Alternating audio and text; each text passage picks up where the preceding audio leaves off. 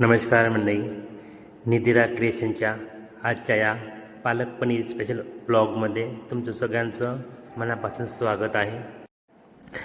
आज आपण बनवणार आहोत झणझणीत आणि पौष्टिक अशी मराठमोळी पालक पनीरची भाजी. आणि बरं का मंडळी, जरी ही रेसिपी घरगुती असली तरी चव मात्र अगदी हॉटेलसारखी येईल. चला तर मंडळी, मग सुरू करूया आजच्या या जबरदस्त रेसिपीला. तर सर्वप्रथम बघूया पालक पनीरसाठी लागणारं साहित्य. तर इथे आम्ही घेतलं आहे पनीर, ताजी आणि कोवळी पालक, टमाटर, कांदा, अद्रक, लसूण, तेजपत्ता, दालचिनी, मिरे, लवंग, विलायची, हिरवी मिरची, लाल तिखट, धनिया पावडर, जिरे, हळद आणि हो, सोबतच घरगुती बनवलेला गरम मसाला आणि ग्रेव्ही मसाला आणि शेवटी चवीनुसार मीठ. तर पालक पनीर बनवण्यासाठी शक्यतो ताजं आणि कोवळं पालक वापरा, त्यामुळे भाजीला रंग आणि चव दोन्ही उत्तम येतील. तर इथे सर्वप्रथम एका कढईत थोडं गरम पाणी करून त्यात टमाटर, कांदे, हिरवी मिरची, लसूण, अद्रक टाकून सर्व साहित्य उकळून घेणार आहे. टोमॅटो उकळल्यावर त्याची साल हलकी सुटते, ती साल काढून घेऊया. टोमॅटोच्या वरची साल काढल्यामुळे पेस्ट एकदम गुळगुळीत आणि मऊ बनते. तर इथे टोमॅटो आपल्याला जास्त शिजवून घ्यायचे नाही आहे. टोमॅटो थोडेसे मऊ झाले की लगेच गॅस बंद करूया, नाहीतर ग्रेव्ही लालसर न दिसता फिकट होईल. आता आपल्याला पालक वाफवून घ्यायची आहे. थोडं कढईत गरम पाणी करून पाण्याला उकळी आल्यावर त्यात पालक टाकून 2 ते 3 मिनिट वाफवून घ्यायचं आहे. पालक आपल्याला जास्त वेळ वाफवून घ्यायचं नाही आहे, नाहीतर पालकचा रंग तपकिरी होतो आणि चव कमी होते. तर आता इथे वाफवून घेतलेली पालक लगेच थंड पाण्यातून काढून घेणार आहे.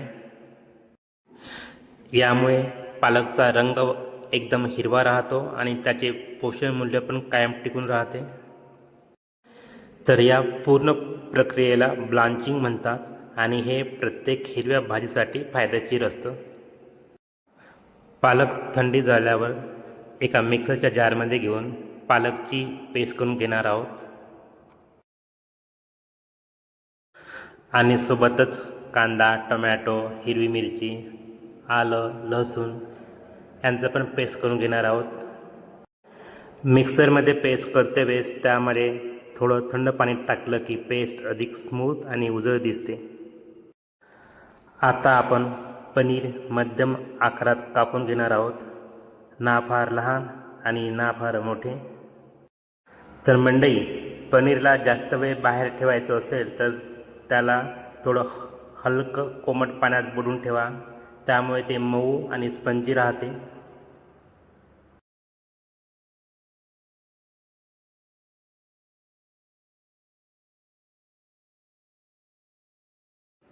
इथे आपले पनीरचे काप करून झाले आहेत.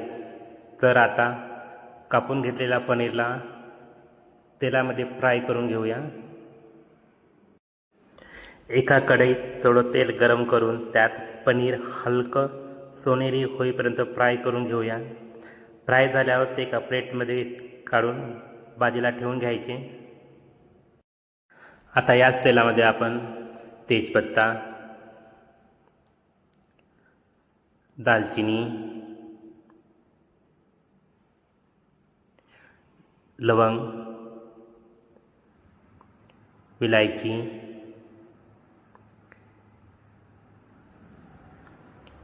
मिरे, मोहरी आणि जिरं घालून घेऊया आणि सोबतच त्यात तयार केलेली कांदा टोमॅटोची पेस्ट घालून सर्व मसाले छान परतून घेणार आहोत. या सर्व मसाल्यांना 4 ते 5 मिनिट मध्यम आचेवर ठेवून परतून घेतले आहे. मसाले परतताना गॅस मध्यम आचेवर ठेवल्यामुळे मसाल्यांचा सुगंध टिकून राहतो आणि मसाले जळत पण नाही. इथे मसाले आणि कांदा टमाटरची पेस्ट 4 ते 5 मिनिट परतून झाली आहे. आता यामध्ये इतर मसाले घालूया. हळद,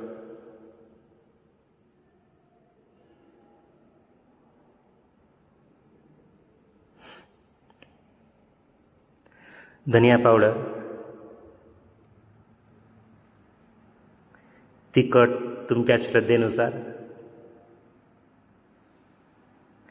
चवीनुसार मीठ,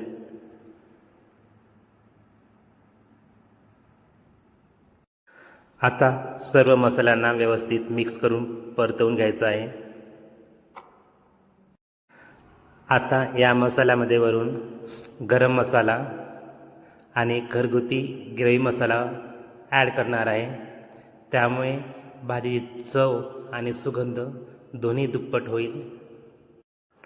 आता हे सर्व मसाले 3 ते 4 मिनिट व्यवस्थित मध्यम आचेवर पुन्हा एकदा व्यवस्थित परतवून घ्यायचे आहे.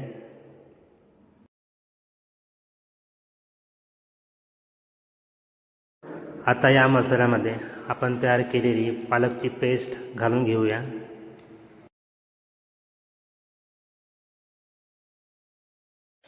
इथे पालक पेस्ट आणि सर्व मसाले मिक्स करून व्यवस्थित परतून घ्यायचे आहे.